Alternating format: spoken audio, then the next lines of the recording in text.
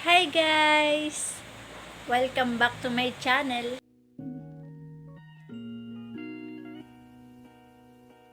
In today's video, I will just explaining the 3 questions, starting rubrics, portfolio assessment, and assessment and strategies in multiple intelligences. If you want to know it, just keep on watching.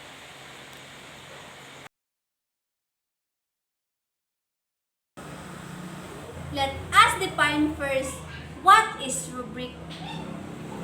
Rubric is a scoring guide used to evaluate performance and has 3 parts.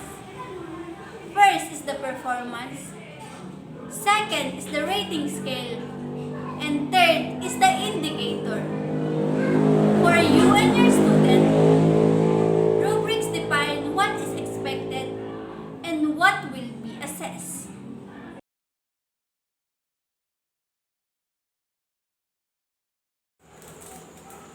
When to use holistic. Holistic are the best to use when there is no single correct answer or response, and the focus is on overall quality, proficiency, or understanding of a specific content or skills.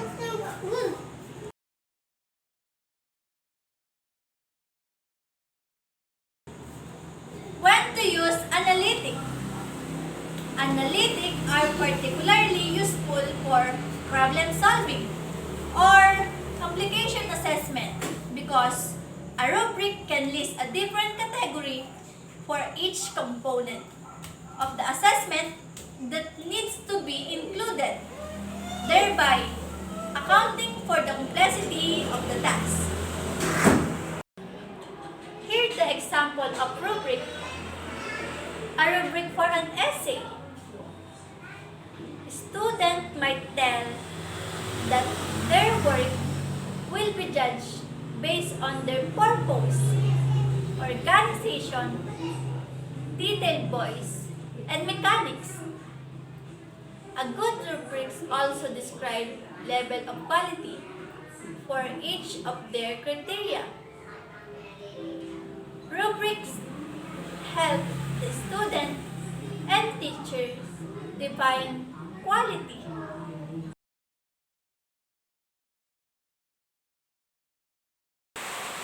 How does the 2 types of rubrics looks like?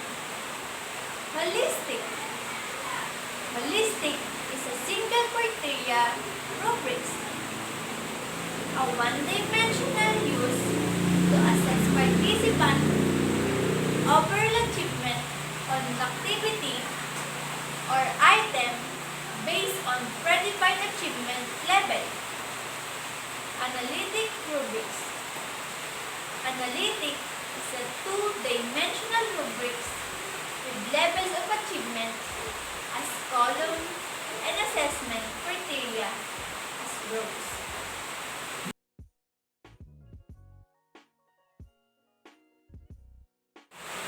The disadvantage and advantage of holistic versus analytic. Holistic rubrics advantage. Quick scoring, and they provide an overview of the student achievement. Easily obtain a single dimension if that is adequate for your purpose. Holistic rubrics disadvantage. Not very useful in health plan instruction because they lack a detailed analysis of a student, strengths and weaknesses of a product. Analytic rubrics disadvantage. It is more difficult to construct analytical rubrics for all tasks. Tend to be quite time-consuming. Lower consistency among different raters.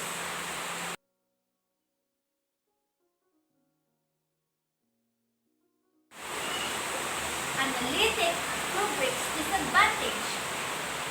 It is more difficult to construct analytical rubrics for all tasks. Tend to be quiet, time-consuming. Lower consistency among different raters.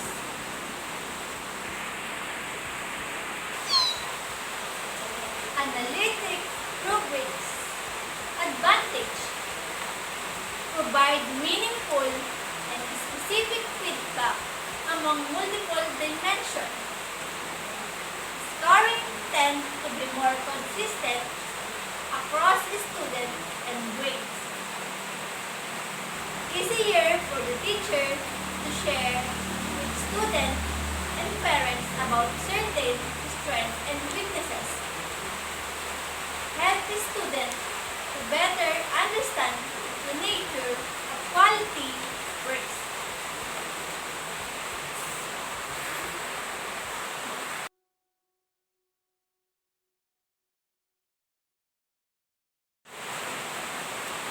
What is portfolio assessment and its purpose? The primary purpose of an assessment portfolio is to document student learning on a specific curriculum outcomes. Portfolio must be designed to elicit the knowledge and skill specified in the outcomes. Assessment portfolio may be used to demonstrate mastery in any curriculum area.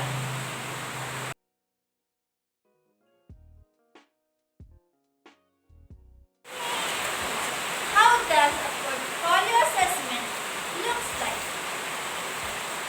It can be an examination of a student, selected sample of work, experiences, and documents related outcomes being assessed, and it can address and support progress toward achieving academic goals, including student efficacy.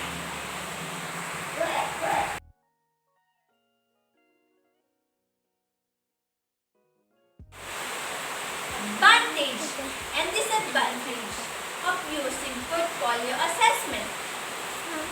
According to Sewell, the advantage of using portfolio is serve as a cross-section lens, providing a basis for a future analysis and planning.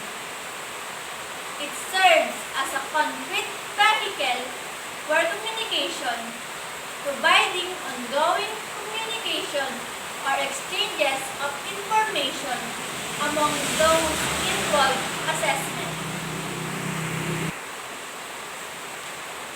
Promote a shift in ownership. Students take an active role in examining what they have done and what they want to accomplish.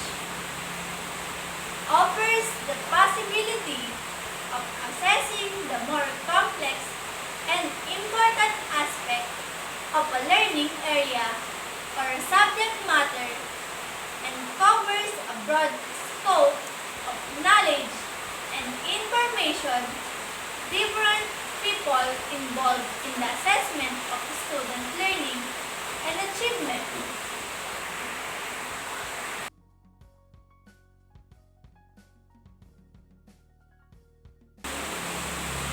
What are the steps in planning a portfolio? Step 1. Assess the current situation. Planning for the future requires having a clear understanding of an investor's current situation in relation to where they want to be. Step 2.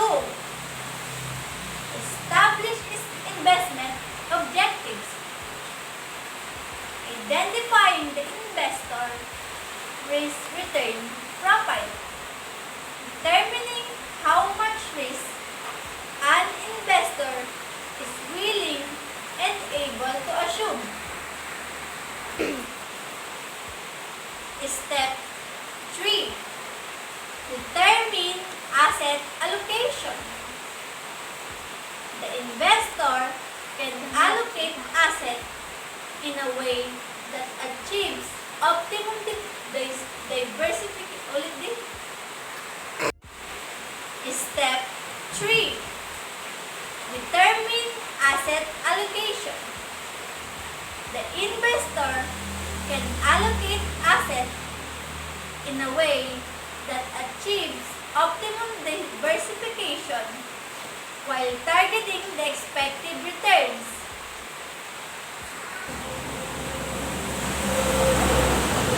Step 4. Select investment options. Individual investments are selected based on the parameters of the asset allocation strategy. Step 5. Monitor, measure, and rebalance. After implementing a portfolio plan, the management process begins. This includes monitoring the investment and measuring the portfolio performance related to the benchmark.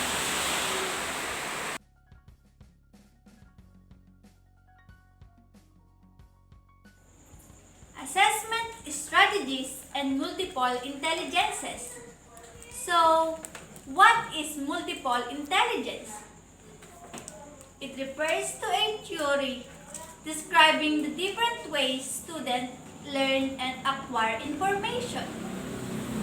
Range from the use of words, number, picture, and music to the importance of social interaction, introspection, physical movement, and being in tune with nature.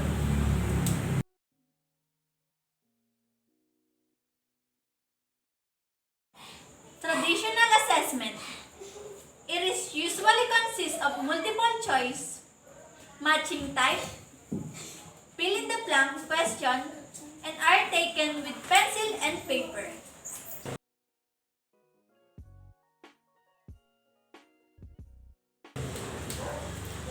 Multiple intelligences are tailored to meet individual learner needs based on their strength. This means that the teacher provides assessment options for students based on their learning styles.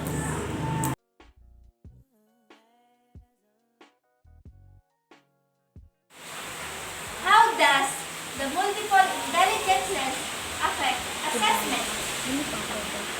The multiple intelligence theory can draw students back into learning, using the different intelligences to teach a concept allow each of your diverse learners and a chance to succeed of learning. The learner with strength in the visual spatial intelligence will be well with drawing and puzzles.